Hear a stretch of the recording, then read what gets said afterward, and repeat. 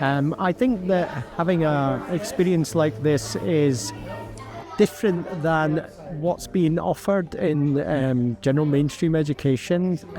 It's a chance to explore creativity in a non-competitive way. I really like it because it's not something you can just do at home, because you can't just randomly get a silk and attach it to your ceiling.